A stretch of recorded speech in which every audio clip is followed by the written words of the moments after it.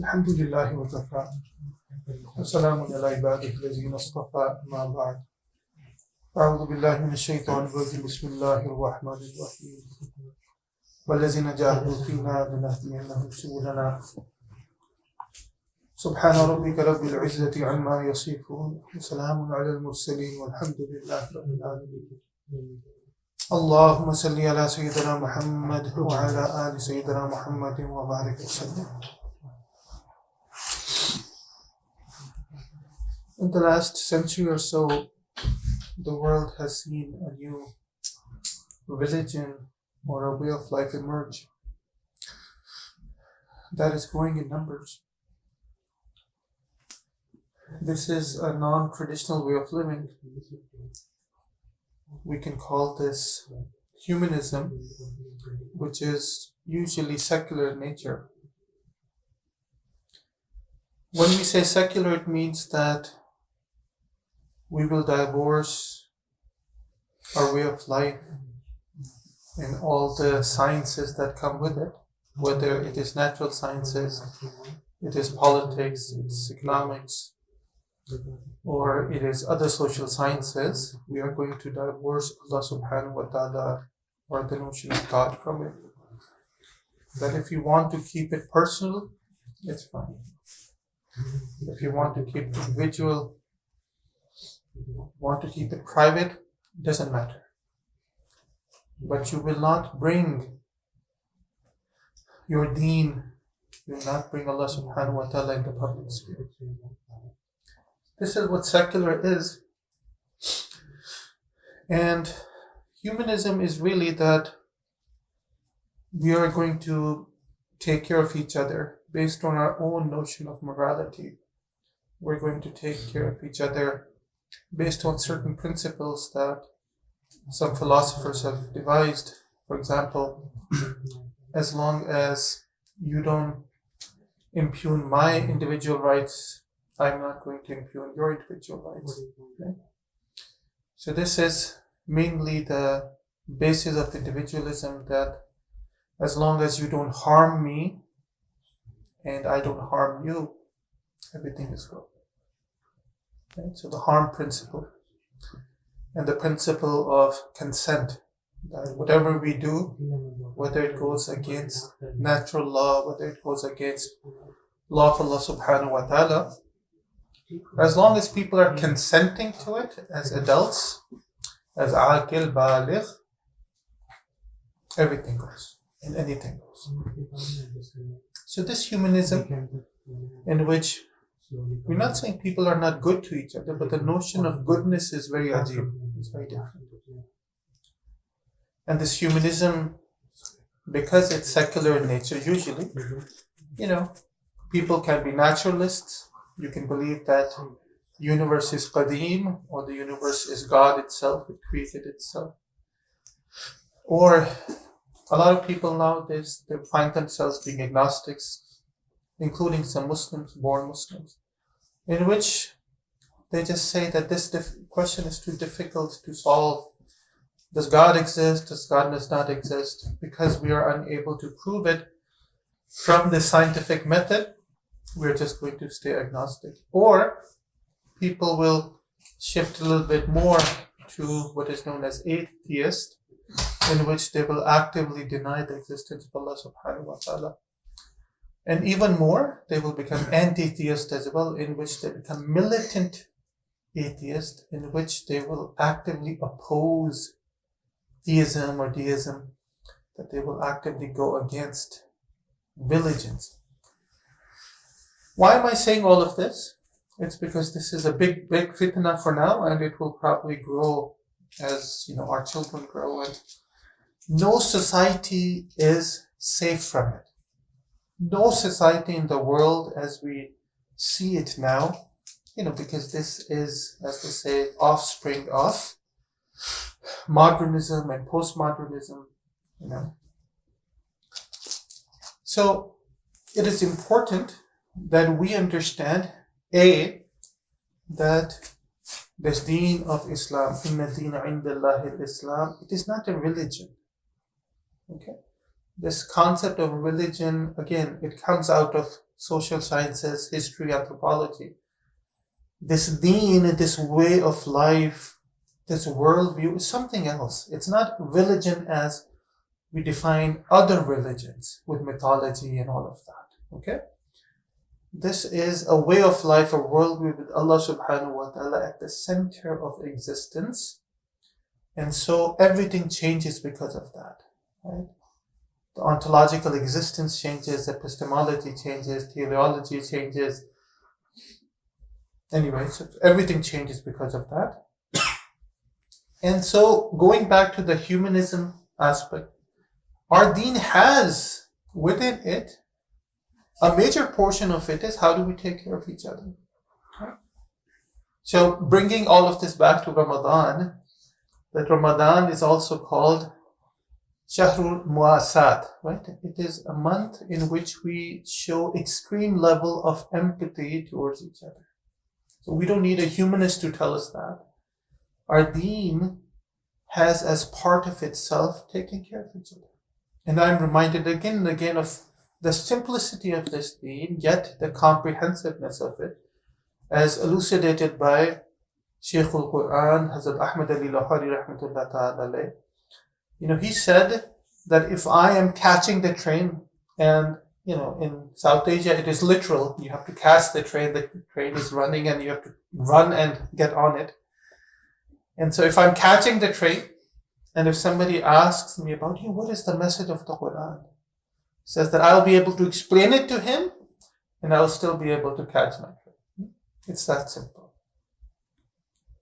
What is it? It's about the Creator. The first is that you please Allah subhanahu wa ta'ala through His ibadah and through His remembrance, continuous zikr. Right? وَمَا خَلَقْتُ الْجِنَّ وَالْإِنسَ إِلَّا لِيَعْبُدُونَ. Very core ayah. And the second is that you listen to the special humans, you know, these messengers, these prophets, alayhi salatu wasalam. You emulate their life, you take them as your guide, you follow in their footsteps. So you please Rasulullah sallallahu alaihi wasallam through his ata'at, ittiba, following in his uswa. Okay, so there is no me, myself, and I, myself image. We recreate ourselves. We redefine ourselves in the image of whom? Of Rasulullah sallallahu alaihi wasallam. Okay, so this process is a continuous process that my lahir, my batin, my akhlaq gets recreated, reimagined in the image, in the example, which is the most beautiful example. Uswa hasana. The most excellent example in the history or the future of mankind. So past, present, and future. Okay?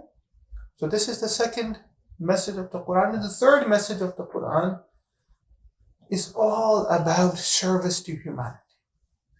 It's a big part. Mu'amalat, mu'asharat, all of that. Ikhlaq is towards others. How do we serve others? How do we live a selfless life? Okay, I don't need a secular ideology to tell me that. Allah Ta'ala has put that within us. If you are a person of the qalb, a person of the heart, naturally you are going to take care of others.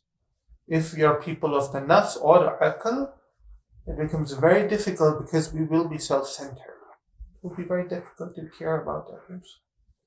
Okay? So I will sacrifice my own needs, of course the desires, but my own needs for the sake of others. And so in this month of Ramadan, why is this relevant in this month of Ramadan?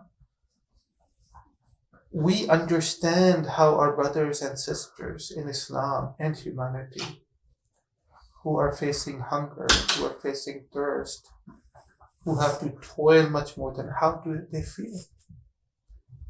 And we get into this mode of giving. Of course, if, infaq fi sabilillah is a big part of the deed. Every other ayah there's anfiqu fi sabilillah, right?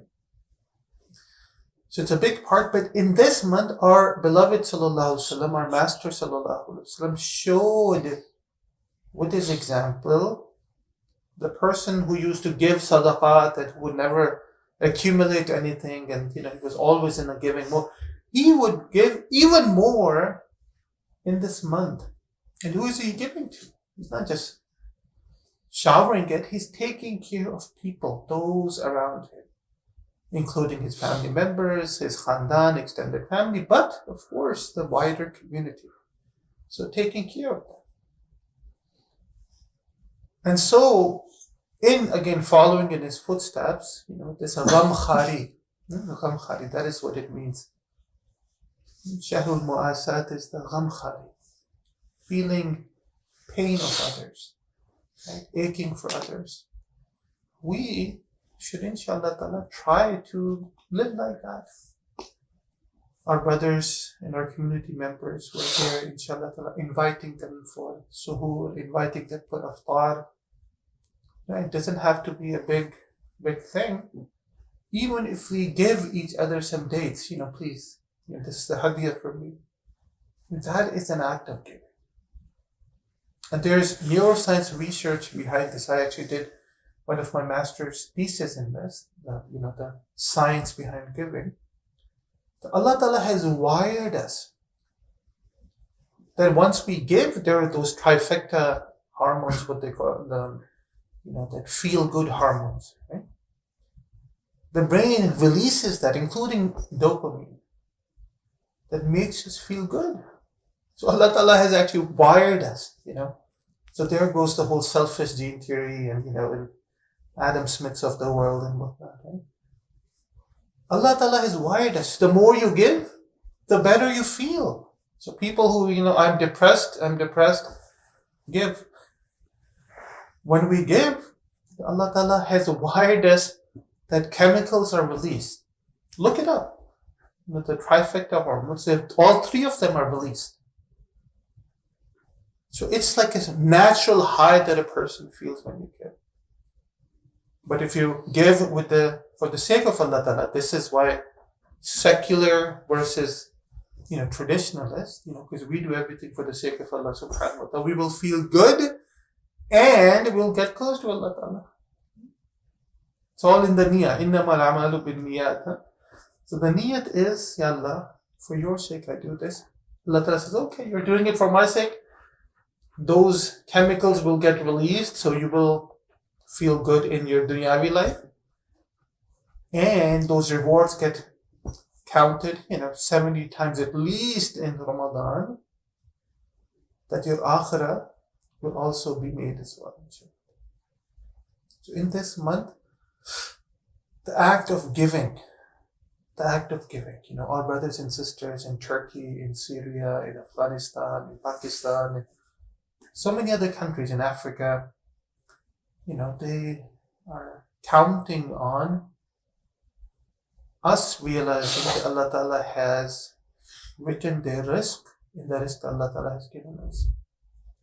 So rather just being self-centered, which is contrary to this deen of Islam, the deen of Islam is all about self-sacrifice and giving to the others. Inshallah Ta'ala, you don't have to tell anyone. You don't have to announce it. That's the beauty, that's the lazzat of giving. When you give with one hand, the other hand doesn't know about it. Because you're doing it for your mahboob. And there's so much lazzat when you do it. That enjoyment in giving when only you know and Allah Ta'ala, Ya Allah, for your sake I do this. Anonymous. I don't care if my name is slapped on some website. I don't want my name slapped anywhere. I don't want to be known. Because Allah, you are looking at me and you see me. That Allah, I do all of this for your sake. And that is enough for me. Your pleasure, your happiness, your rida is so much more than anything that anybody can ever give me. Right? But easily, we have to be Allah-centric in our giving as well. Allah said dua, inshallah ta'ala, that Allah ta'ala allows us to feel the pain of others and help us alleviate other people's pains in whatever way we can. It doesn't need to be grand. Whatever way we can, Allah ta'ala allow us to become those people. Ameen ya Rabbal Alameen wa akhiru da'wana alhamdulillah.